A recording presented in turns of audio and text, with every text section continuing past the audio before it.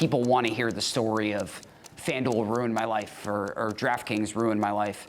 And it's really not the case. 90% of the population just go in there, have fun. Arenas are going to be gambling parlors. There's the Betfred South Lawn Lounge, say that 5 times fast, or the BetMGM in-stadium lounge.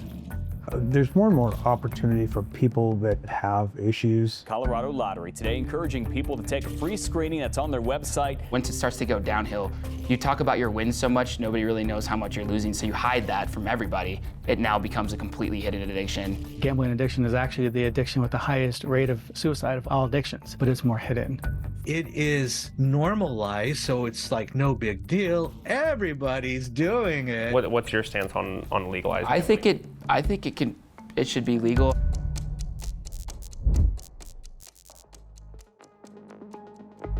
In the first 3 episodes of this series, we track sports betting from its cold open during COVID through the industry's explosive growth.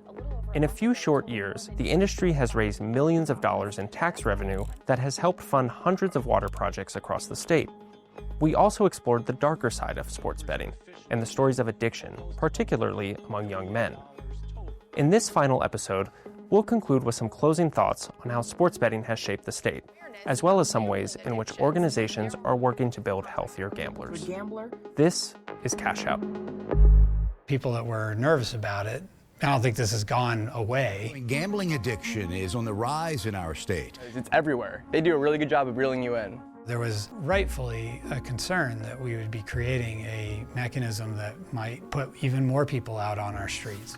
That is in large part why a portion of all the revenue that goes into the state treasury is dedicated to gaming addiction. That was probably enough for some people to say, okay, I can support this. More than $100,000 each year will be funneled to help with gambling addiction. It's a continuous policy debate about, are we spending enough on the treatment of the social ill that comes along with this?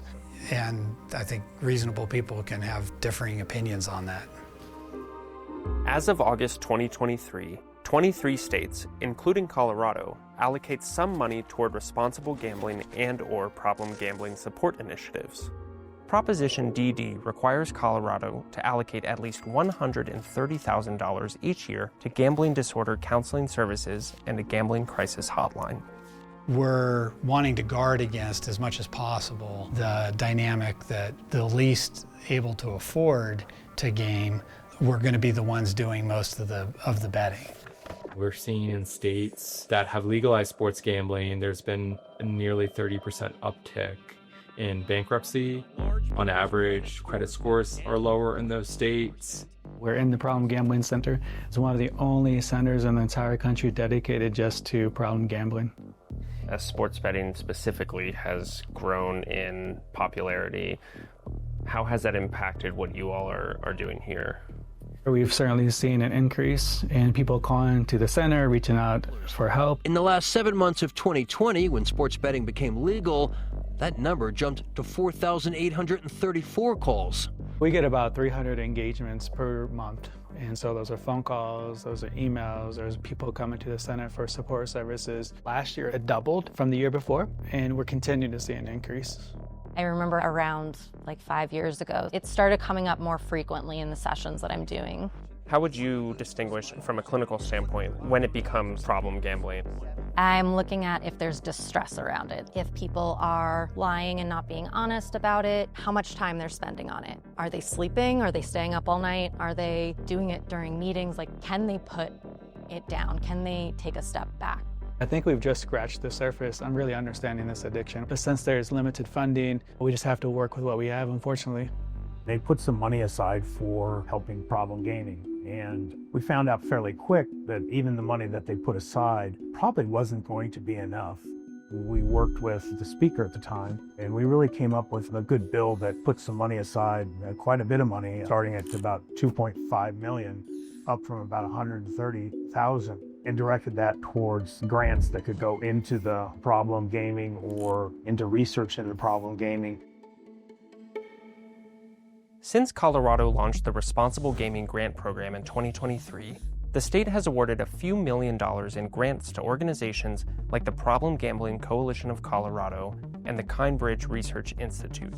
PGCC received about $1.1 million in 2023, around $750,000 in 2024, and about $1.2 million in 2025. However, it's worth mentioning that Colorado is only legally required to grant $130,000 toward problem gambling resources each year, as outlined in Proposition DD. That's about 0.35% of the $36.8 million the state earned from sports betting tax revenue in the last fiscal year. The Responsible Gaming Grant Program supplements this, though as total sports betting tax revenue has increased significantly in the past 3 years, the amount assigned for problem gambling services has remained about the same. Additionally, it is unclear how much, if any, of the money from the sports betting tax revenue goes to the Responsible Gaming Grant Program, which is funded through a number of different sources. After helping PointsBet launch their Denver headquarters, Pat Eichner transitioned to a different side of the sports betting industry. Today, he is the head of communications and partnerships at Kindbridge Research Institute, a national nonprofit focused on researching and building treatments for those with problem gaming and gambling disorders. Looking back at your time doing PR for sports betting, do you have any kind of reservations about the work you did?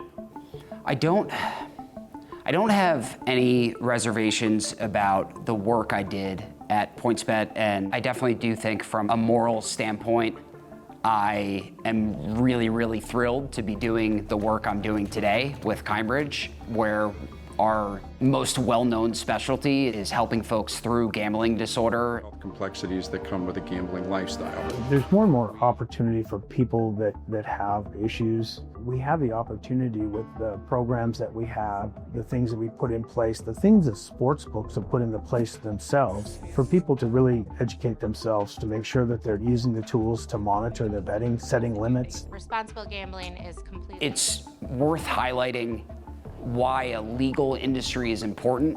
If this were 2013, you would be wagering with offshore operators like a Bovada or a BetOnline or a Five Dimes. If you just cut people off without any help, they're going to go find something else. They're going to go find a black market. Those companies, they don't have the same legal requirements that a FanDuel or a DraftKings do operating in Colorado. The focus around responsible gaming best practices, that is something that we have seen grow and grow for the better since 2019. You can make the argument that legalizing this could be a good thing, but it will also increase the amount of people who are participating and engaging in this behavior once it becomes legalized. It's a silent addiction, and so a lot of times the people who are struggling in secret. Gambling addiction is actually the addiction with the highest rate of suicide of all addictions. There are people who are dying from gambling addiction, but it's more hidden. Parts of the brain get turned on, and then they can't stop. And we think there's probably a chemical basis to that. There's not a lot of funding in our state for problem gambling. We see the need increasing, and so if the funding ever began to decrease, we'd be in a very difficult spot. So the question remains, was legalizing sports gambling a winning bet? Supporters point to the millions of dollars sports betting has raised in additional tax revenue and increased viewership among larger and smaller sports.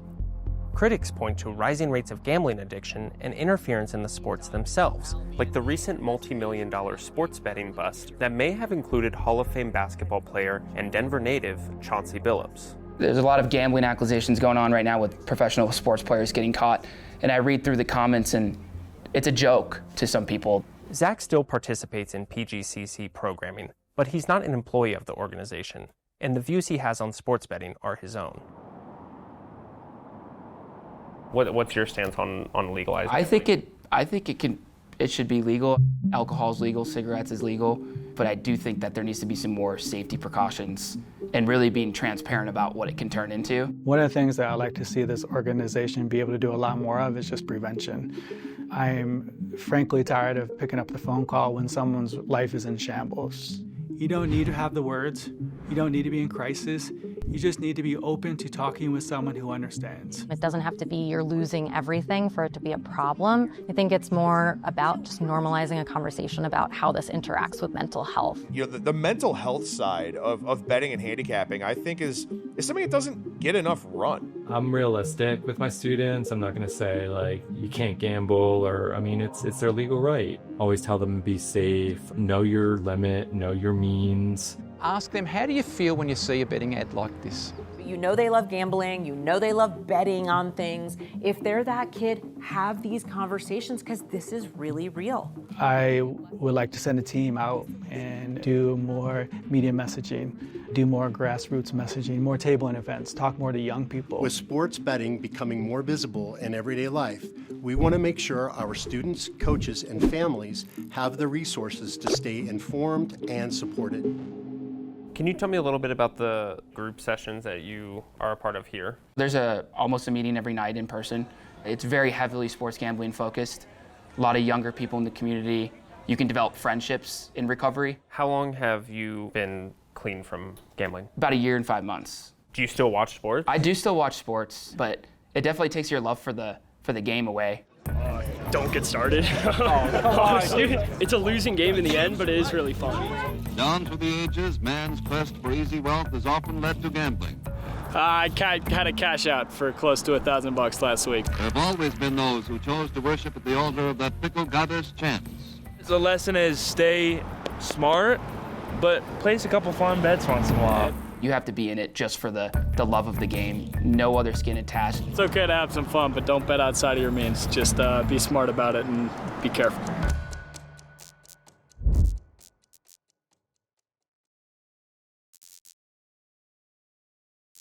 Thank you for joining us on Cash Out. If you or someone you know is experiencing problem gambling, you can call 1-800-GAMBLER or visit the Problem Gambling Coalition of Colorado website to learn more.